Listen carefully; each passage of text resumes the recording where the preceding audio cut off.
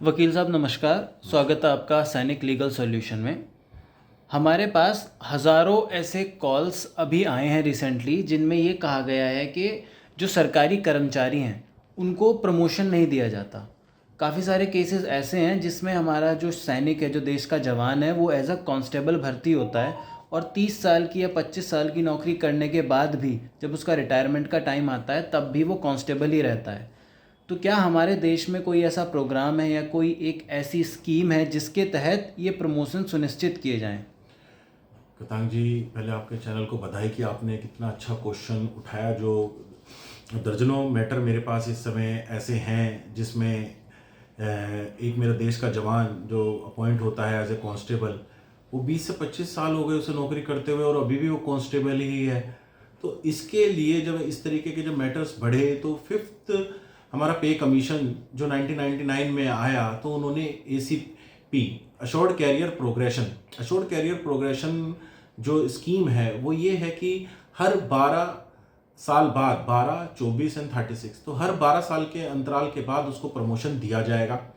और प्रमोशन सुनिश्चित इसलिए किया गया कि कोई ना कोई डिपार्टमेंट वजह दे देता था कि उस पोस्ट पे जगह खाली नहीं है या उस पोस्ट पे अभी स्टैग्नेशन हो जाती थी, एक ब्रेक लग जाते थे कि अभी वो पोस्ट अभी क्रिएट नहीं है या वैकेंसी नहीं है, तो प्रमोशन नहीं दिया जाता था।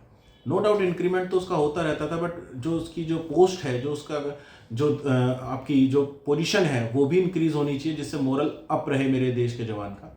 तो जब ये स्कीम आई 1999 में एश्योर्ड कैरियर प्रोग्रेशन, तो इसने स्कीम ने हर 12, 24 और 36 के बाद इस सुनिश्चित किया कि प्रमोशन मिले।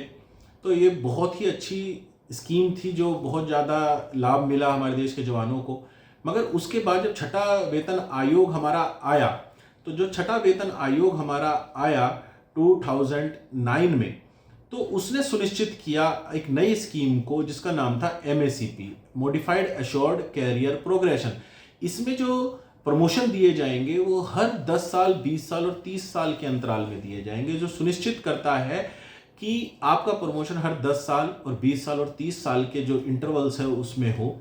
तो उसमें भी हमारी कई जजमेंट्स इसमें सुप्रीम कोर्ट में और हाई कोर्ट में, विभिन्न कोर्टों में आई। दर्जनों मैटर्स हमने फाइल किए जिसमें कोर्ट हमारे जवानों के प्रमोशंस के साथ खड़ी नजर आई। इवन हमारे सुप्रीम कोर्ट ने एक जजमेंट बलबीर सिंह में, तो इस स्कीम की जो MACP स्कीम है इसकी इम्प्लीमेंटेशन जो डेट थी, जो 2008 से इम्प्लीमेंट होनी थी सितंबर से, कि 1 सितंबर 2008 से ये स्कीम लागू होगी, तो इस स्कीम को 2 ईयर बैक से इसको लागू करा। 1 जनवरी 2006 से जिस भी सैनिक के years of number of years 10 या 20 या 30 पूरे हो जाएंगे तो उस हिसाब से उसको प्रमोशन दिया जाएगा।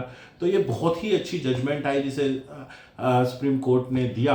और फिर हाई कोर्ट्स में निरंतर ऐसी पिटीशंस और मैटर्स आते रहते हैं जिसमें कि इन जजमेंट्स का हवाला देकर एक कोर्ट उसमें सेम जजमेंट्स फॉलो करती है।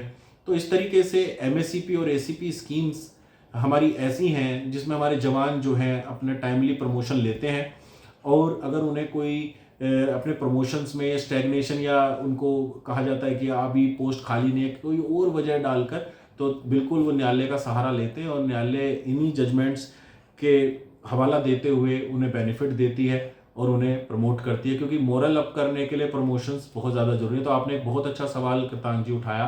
तो MACP और ACP, जो अभी MACP स्कीम है वो 10, 20 और 30 का इंटरवल लेकर प्रमोशन करती है, और कोर्ट ऐसे मैटर्स जिसमें एक कांस्टेबल 20 साल से केवल कांस्टेबल है, 30 साल से केवल कांस्टेबल है, तो उसमें इन जजमेंट्स को पास करती है और उन्हें उनका ड्यू जो भी रैंक उनकी बनती है वो ऑर्डर करके, उनका जो अगर वित्तीय भी कोई उनका पैसे से या जो पर्क्स हैं उनके अगर कोई रुके हुए हैं तो वो भी प्रदान करती है।